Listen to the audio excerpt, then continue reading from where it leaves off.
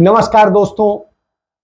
उत्तर प्रदेश में या देश के तमाम राज्यों में इस समय तबादला एक्सप्रेस चल रही है और तबादला एक्सप्रेस चल रही हो तो कोई वैसे तो कोई ऐसी बात नहीं है, रूटीन चीजें होती हैं, तबादले होते भी रहने चाहिए क्योंकि एक ही जगह जमा हुआ व्यक्ति बिल्कुल काई की तरह बन जाता है, पानी में जैसे गंदगी बन जाती है, खड़ा पानी हो जाता है। तो निश्चित रूप से बदलाव जीवन का अंग है, प्रकृति का अंग है, होने चाहिए। लेकिन क्या बदलाव सही दिशा में हो रहे हैं? क्या बदलाव हमें एक सही और सकारात्मक जो है राजनीति और व्यवस्था देने में सक्षम है? इन सारे सवाल खड़े हो गए हैं और ये सवाल खड़े हुए हैं उत्तर प्रदेश के उप मुख्यमंत्री ब्रजेश पाठक की चिट्ठी से। ब्रजेश पाठक ने एक चिट्ठी लिखी है अपने ही अपर मुख्य सचिव को, जिसे कहते हैं एडिशनल चीफ सेक्रेटरी को, और उनको जो लिखा है अमित मोहन है, वो एडिशनल चीफ सेक्रेटरी हेल्थ जो है, तो वो उप मुख्यमंत्री होने के साथ साथ जो है ब्रजेश पाठक के पास में चिकित्सा शिक्षा, चिकित्सा एवं स्वास्थ्य, परिवार कल्याण, मातृ शिशु कल्याण उत्तर प्रदेश का ये भी प्रभार है। तो उन्होंने अपने जो अपर मुख्य सचिव को चिट्ठी लिखी, उसमें लिखा है मेरे संज्ञान में लाया गया है कि वर्तमान सत्र में जो भी स्थानांतरण किए गए उनमें स्थानांतरण नीति का पूर्णतः पालन नहीं किया गया है। अतः जिन जिन का स्थानांतरण किया गया है उनके स्थानांतरण किए जाने का कारण स्पष्ट करते हुए उनका संपूर्ण विवरण उपलब्ध कराया जाए।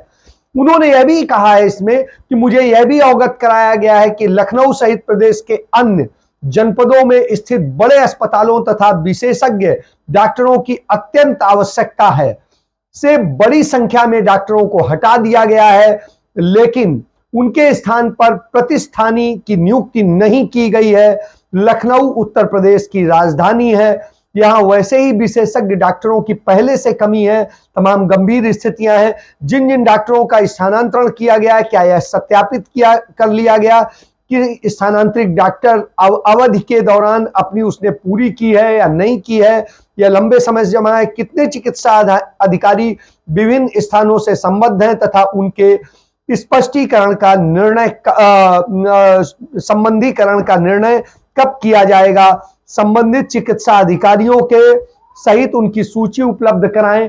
तो आप ये समझिए, जो विभाग का मंत्री है उसे नहीं पता है कि तबादले क्यों किए गए, किसने किए, किस आधार पर हुए, जबकि आपको याद होगा अभी हाल ही में जो 15 दिन उत्तर प्रदेश में तबादलों के लिए किए गए थे और इसमें कहा था पूरे मेरिट के आधार पर तबादले होंगे और उसके लिए ऑनलाइन सिस्टम बनाया गया था कि 15 दिन में ही होंगे और इसमें जिसकी अपनी कोई समुचित मांग है उसके आधार पर भी हो और दूसरे भी हो। लेकिन हो क्या रहा है वास्तव में? ये अफसरशाही की जो एक बहुत बड़ा नमूना है कि अफसरशाही कितनी हावी हो गई है, या फिर जो मुख्यमंत्री के इर्द गिर्द है वो किसी एक विशेष व्यवस्था के तहत ही तबादले करते हैं। और वो विशेष व्यवस्था मुझे बताने की जरूरत नहीं है, क्या उत्तर प्रदेश में बड़े लंबे समय से चलता आया है। 90 के दशक में जो वहां पर तबादलों में पैसे का खेल शुरू हुआ वो कम होने की बजाय सदैव बढ़ता गया है। आज मैं कई बार सुनता हूं कि लोग कहते हैं हम 20 लाख दे देंगे, हम 50 लाख दे देंगे, हम 1 करोड़ दे देंगे। तो आप समझ लीजिए कि यदि अफसर इतना रुपया देने को तैयार है तो इसके पास, इसका मतलब है उसके पास कहीं से आ रहा होगा, क्योंकि कोई व्यक्ति अपनी सैलरी से तो दे नहीं सकता। और क्यों दे सैलरी से? नौकरी करने आए हैं, नौकरी करेंगे, जो सैलरी मिलती है उससे अपने परिवार को पालेंगे, अपने घर की व्यवस्थाएं करेंगे। हम ये तो नहीं कर सकते। तो उत्तर प्रदेश में स्थिति यह है कि तबादलों की एक्सप्रेस जो चलती है वो पैसों के बूते चलती है। अब वो पैसा किसके पास आ रहा है, कौन ले रहा है, किसको जा रहा है? मैं ऑफ द रिकॉर्ड मेरी कई अफसरों से बात हुई तो उन्होंने बताया कि हमने तो इतना दिया था, इधर दिया था, उधर दिया था। तो जो वो नाम बताते हैं, जो इधर उधर से नाम आते हैं, वो नाम कहीं ना कहीं मुख्यमंत्री सचिवालय और उसके इर्द गिर्द को बिल्कुल कटघरे में खड़ा कर देते हैं। मैं योगी आदित्यनाथ को जानता हूं तब से, जब वो कुछ नहीं होते थे, वो शिष्य थे सिर्फ गुरुजी के, और मैं तब गोरखनाथ मंदिर गया था और उन्होंने मुझे खुद अपने हाथ से परस कर जो है खिचड़ी खिलाई थी। मुझे आज भी याद है। आज ये वही योगी आदित्यनाथ है। मुझे लगता था जब वो बने थे कि आप बहुत अच्छा हुआ, एक ईमानदार अच्छा सज्जन व्यक्ति जो है बन रहा है, लेकिन कालांतर में जब हमने उनके 5 साल के शासन को देखा है, उसके बाद में सवाल खड़े हुए हैं। आप ये समझिए, मैं एक और विभाग का देख रहा था, मैं आपको दिखाता हूं कि ये विभाग है वित्त विभाग के, मैं देख रहा था लिस्ट। इसमें जो है जो तबादले किए गए हैं, और इसमें जो तबादले हैं 2 दर्जन से अधिक तबादले किए गए हैं, और इनमें कई लोगों को तो ये स्थिति है कि उस तरह से नियुक्त किया गया है कि उनका जो वेतनमान का जो पद है वो मान लीजिए 10,000 रुपए का है, तो 10,000 रुपए का है, लेकिन वो 8,000 रुपए के हैं, तो उसे निम्न कर दिया गया उनके लिए। और जहां पर कम वेतनमान वाले को ज्यादा में करना है तो वहां पर उसे वो कर दिया गया, कई को अतिरिक्त चार्ज दे दिए गए। तो इस तरह की स्थितियां, जबकि आपके पास ना आदमी कम है, ना काम करने वाले अच्छे लोग कम है, ना वो स्थितियां हैं। तो आप ये समझिए वित्त विभाग में जो संयुक्त निदेशक कोषागार से लेके फाइनेंशियल कंट्रोलर से लेकर के और क्या कहते हैं जो अपर निदेशक से लेकर के जितने पद हैं, कोषाधिकारी हो, वरिष्ठ कोषाधिकारी हो, मुख्य कोषाधिकारी हो, या जो है चीफ फाइनेंस ऑफिसर हो, कंट्रोलर हो, जो भी हो, सारी चीजों में जो तबादले हुए हैं वो बिल्कुल सारे मानकों को तोड़ते हुए में आप क्या कहेंगे?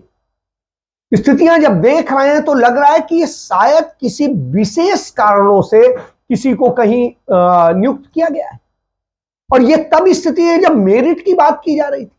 इसी तरह की स्थिति पुलिस महकमे में भी अभी तबादले हुए हैं, और पुलिस महकमे के तबादले को देखें और कि उनकी स्थिति यह है कि किस तरीके से कैसे कैसे लगातार तबादला एक्सप्रेस चल रही है कि अचानक एकदम से आदेश हो जाते हैं कि हाँ साहब ये होगा और ऐसे होगा। तो इस तरह के तबादले हैं। इसके बाद में आप यदि देखें, और योगी आदित्यनाथ किस काम में जुटे हैं, यहां साहब वो पूजा करने गए हुए हैं, वो पूजा कर रहे हैं। तो साहब आप महंती ही कर लीजिए। यदि आपके अफसरों को ही चलाना है तो आपको मुख्यमंत्री होने की आवश्यकता ही नहीं है, आप महंती ही कर लीजिए। तो ये स्थिति जब चल रही हो, तबादले यूं चल रहे हो, तबादलों का खेल चल रहा हो, तो चिंताजनक। आपको यह सोचकर बनाया गया था कि आप एक ईमानदार व्यक्ति होंगे, एक अच्छा करेंगे, सब कुछ है। आप गिनाते हैं कि हाँ ऐसे नहीं, ऐसे ऐसे नहीं, ऐसे, लेकिन आपकी तबादला एक्सप्रेस क्या कहती है? वो ये पूरी तरह से दर्शाती है कि आपके उसमें पूरी तरीके से भ्रष्टाचार का खेल हुआ है। और ये भ्रष्टाचार का किसने खेल किया नहीं पता। आप देखिए आईपीएस अफसरों के तबादले हुए, और ये भी 2 दर्जन है, और ये 2 दर्जन जो जिलों के कप्तान और सब बदले गए, इनमें भी कोई मेरिट कहीं वो फॉलो ही नहीं कर रहे हैं। कोई एसएसपी था उसे एसपी बना दिया, जो एसपी था उसे एसएसपी बना दिया, और सारी चीजें। और इन सब में किस तरीके से किसको किया जा रहा है, किस कारण से तैनात किया जा रहा है, कुछ नहीं समझ में आता। इसी में से कुछ लोग जो जानकार हैं वो बताते हैं कि कैसे कैसे तबादले हुए हैं, उसके लिए क्या साधन अपनाए गए हैं। इसी तरीके से दूसरे और विभागों में भी है। आप सिर्फ इसी मत देखिए, मैं आपको चिकित्सा का बताया, वित्त विभाग का बताया, पुलिस महकमे का बताया, ऐसे ही सिविल सर्विसेज में है जो पीसीएस है, आईएएस है, उन सब की भी स्थिति यही है।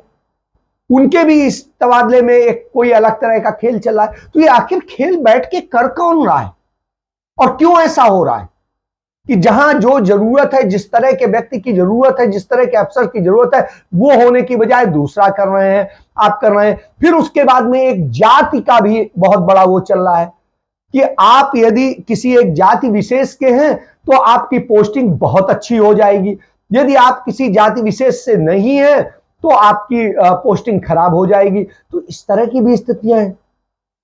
तो उत्तर प्रदेश में जो ये बदनाम था तबादलों के खेल के लिए, तबादला एक बड़ा धंधा माना जाता था, वो सामने दिखाई दे रहा है कि जब विभागीय मंत्री को पता नहीं है, विभागीय जो है अफसर क्या कर रहा है, कहां से फाइल जा रही है, किसको आ रही है, किसको हो रही है, तो इन सब से यही पता चलता है कि इसका मतलब है कि कुछ ब्यूरोक्रेसी का कॉकस बैठा है और वो खेल कर रहा है। स्वास्थ्य विभाग में अमित मोहन जो इस समय एडिशनल चीफ सेक्रेटरी हैं, वही कोविड के दौरान एडिशनल चीफ सेक्रेटरी थे और आपको पता होगा उत्तर प्रदेश में हजारों लोग, लाखों लोग जो है मर गए, उनकी लाशें पाई गई, कोई व्यवस्था नहीं थी, अव्यवस्थाओं का आलम था। इस हालत में उत्तर प्रदेश खराब पड़ा हुआ था। तो इन सब स्थितियों की यदि बात आए तो निश्चित रूप से चिंता होती कि किस तरीके से आप जलाना चाहते हैं, बर्बाद करना चाहते हैं। आपने उत्तर प्रदेश को दिया क्या है, सुशासन के नाम पर क्या दिया है? आपके पास में कोई आंकड़े नहीं है और स्थितियां नहीं है। आपकी स्थिति है कि उत्तर प्रदेश बेरोजगारों का प्रदेश बन चुका है और बहुत सारे आंकड़े हैं। तो इन सब स्थितियों को यदि आप देखेंगे तो लगता है कि क्या स्थिति हो रही है, आप समझिए। मतलब और बेरोजगारी की स्थिति क्या है ये आप देखिए, सीएमआई के आंकड़े आए हैं और इन आंकड़ों में है कि किस तरीके से बेरोजगारी कितनी तेजी से बढ़ी है। और बेरोजगारी की स्थिति तो छोड़िए, जून में 1.25 से अधिक, 1.25 करोड़ से अधिक पद खत्म कर दिए गए, नौकरियां खत्म कर दी। और इन सब स्थितियों में देश और प्रदेश फंसा हुआ हो। जब देश की यह हालत हो, प्रदेश की यह हालत हो, कंगाली ये हो, उत्तर प्रदेश के ऊपर कर्ज पर कर्ज लदा जा रहा है। जितना कर्ज होता था 2017 तक, उससे अब डबल कर्ज हो चुका है। तो आप समझिए कि उत्तर प्रदेश को बर्बादी की राह पर ढकेल रहे हैं, कंगाली में ला रहे हैं, कर्जदार बना रहे हैं, बर्बादी में झोंक रहे हैं और उसके बाद कहते हैं आप सुशासन स्थापित कर रहे हैं, आप जो है रामराज्य ला रहे हैं। तो ये रामराज्य कैसे हो सकता है जिसमें रोजगार नहीं मिल रहे हो, जिसमें मेरिट पर और उसके आधार पर जो है ट्रांसफर पोस्टिंग ना हो रहे हो। मुझे आज भी याद है 1990 के पहले, चूंकि मेरे पिताजी भी पुलिस अफसर थे और उस समय मैंने देखा है कहीं पर भी ट्रांसफर पोस्टिंग में 1 रुपया कोई नहीं चलता था। ये 90 तक की स्थिति थी। 90 के बाद में जब लोगों ने पैसे मांगने शुरू की, जब सरकारें आई जो, और उन्होंने जब पैसे मांगने शुरू किए तो अंत में अच्छे अफसरों ने कहा ठीक है जहां आपको लगाना है लगा दीजिए।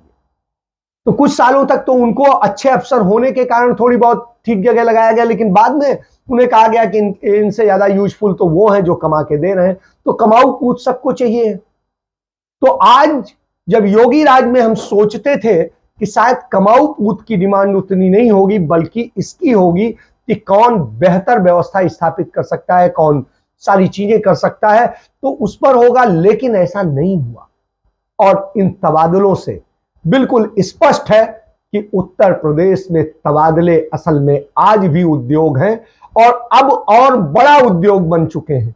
कभी लघु उद्योग थे, फिर मध्यम हुए और अब ये भारी उद्योग में तब्दील हो चुके हैं। तो उत्तर प्रदेश का तबादला एक्सप्रेस भारी उद्योग में बदल चुकी है और अब यह पैसेंजर गाड़ी नहीं रही, अब यह शताब्दी के बाद में अब बुलेट ट्रेन बन रही है। तो जो बुलेट ट्रेन बन रही है तबादला एक्सप्रेस, जिसमें लाद कर लाखों करोड़ों रुपए का धंधा हो रहा हो, तो आप समझ सकते हैं। क्योंकि एक एक तबादले पे, छोटे से छोटे तबादलों पे 10-10 लाख रुपए रिश्वत ली जा रही। बड़ों की तो बात ही नहीं करूं।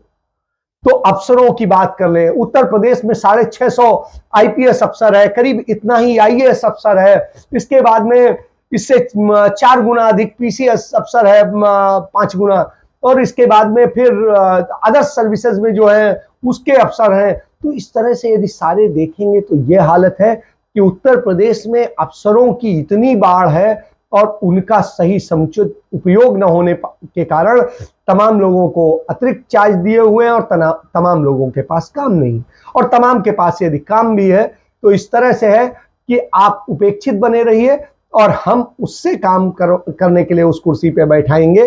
काम आप भले करिए, बैठाएंगे उसे जो हमें कमा के दे रहा है।